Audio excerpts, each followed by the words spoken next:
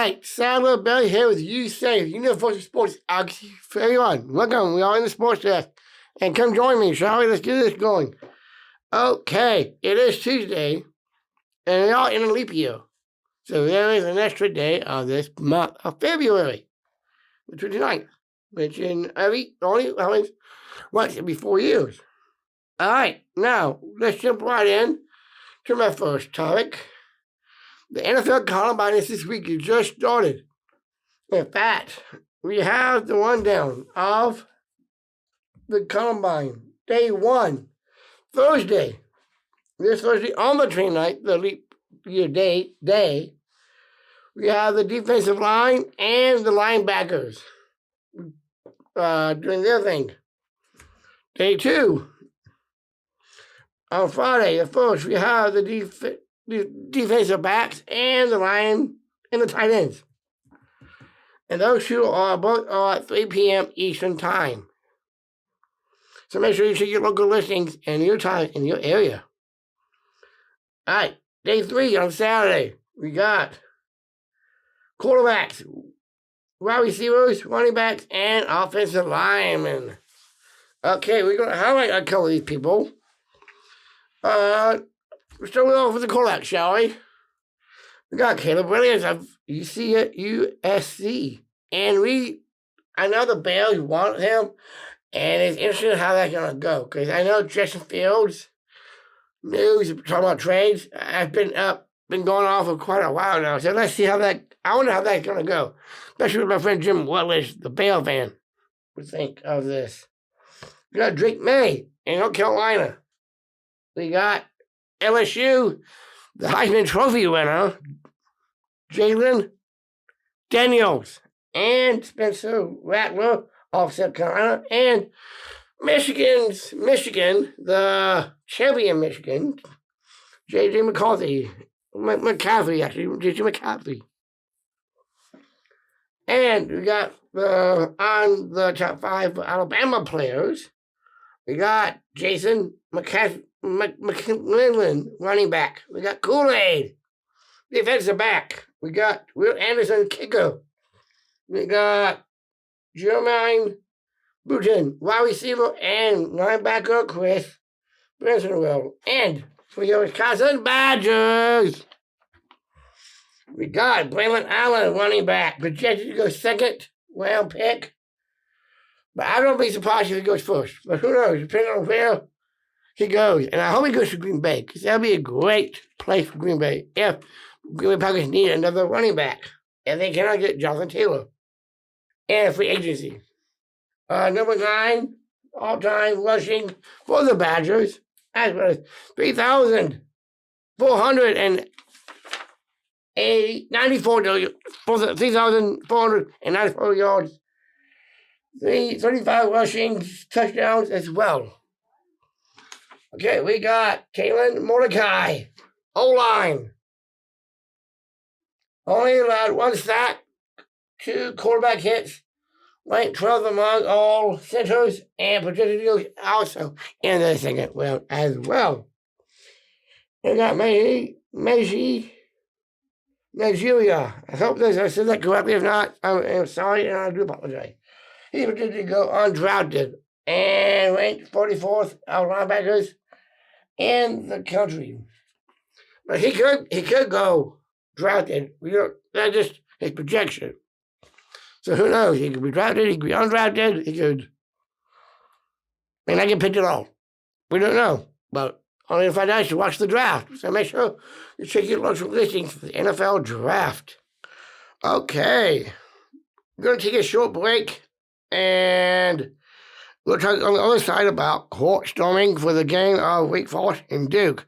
So we'll be back in 5 minutes, and we are sponsored by Count Creatability.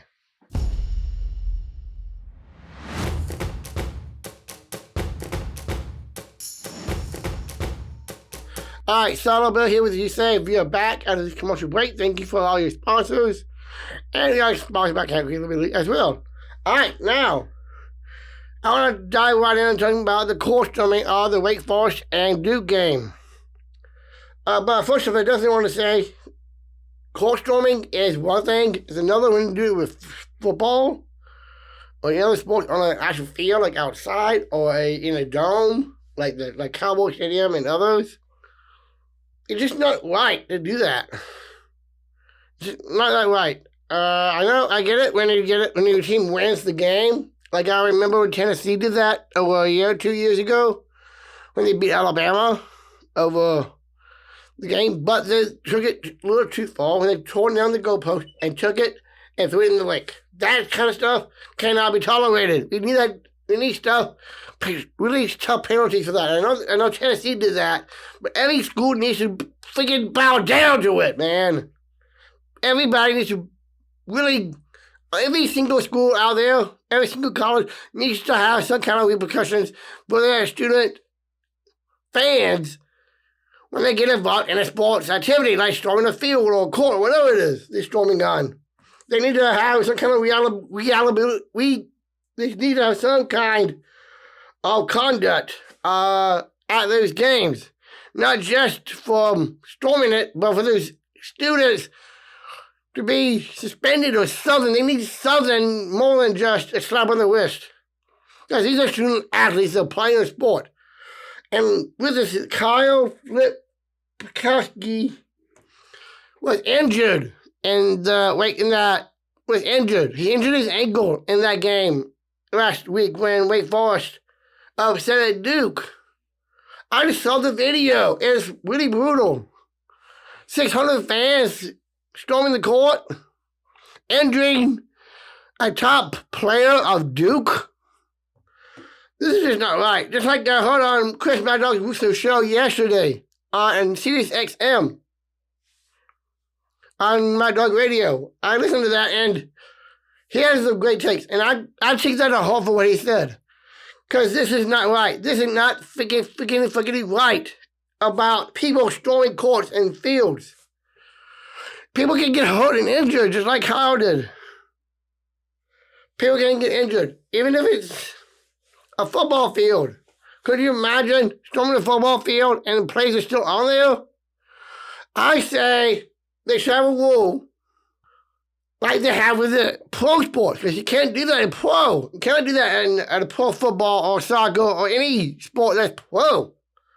I say take that rule on the pros and implement it in college as well. Because college, I know you want to celebrate and storm the field on the court, but you got to have some responsibilities. Maybe 18, 19, whatever years old you are, and going to college, but you still need to learn and be an adult, even though you may not be an adult, or no matter how old you are, and you're still in college, and drinking or whatever you're doing, and that's like going to school. You still need to have some kind of creativity, well, some kind of responsibility, actually, for that kind of actions. It's like your parents always teach you about the golden rule. This is the golden rule in sports, and I hate it. I hate the fact that these people are not following the rules, even though there's not in the rule right now for college sports, but there is in pro. This needs to be changed. And we're going to take a short break. We've got a couple of last two things we're going to talk about on the other side. And that's the MLB spring training and the Badger games coming up. All right, this is Sadler Bell for USAFE. We'll be back in 5 for a commercial break. And we are sponsored by Camp Creativity. We'll be back.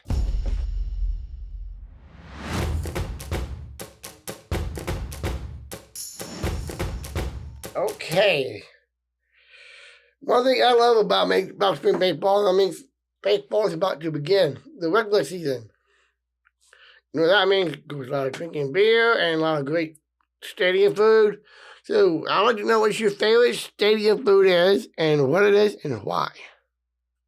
For mine, I love the hot dog. It's really good. It's classic. The ketchup, a little mushroom, a little onion, and of course a block as well. If living in the Wisconsin area. But I also like a good pizza and sandwiches of all kinds. And nachos. Hey, they're all good. And a good coolest like to wash it all down in a Mountain Dew as well. Okay, now we got the Badger game tonight. UW just played tonight in college hoops. Let's talk a little bit of that and before we wrap the show up. In fact, let me just do that right here. Okay, Wisconsin plays tonight at 6 o'clock. That's on Peacock. That is 18-9, and Indiana is 14-13. So this should be a pretty good game. That is all favored by 4.5 points. So let's see how they do, shall we? Let's find out how the Badgers will do, and we'll go back through this next episode of Who Won. And that game is at 6 p.m. tonight, and again, it's on Peacock. So make sure you have a Peacock subscription. If not, subscribe, pay the little fee that it comes with, and watch the game. And go Buggy on Wisconsin. And this is Sadler here for USAFE Universal Sports. I'll keep everyone. See you next time.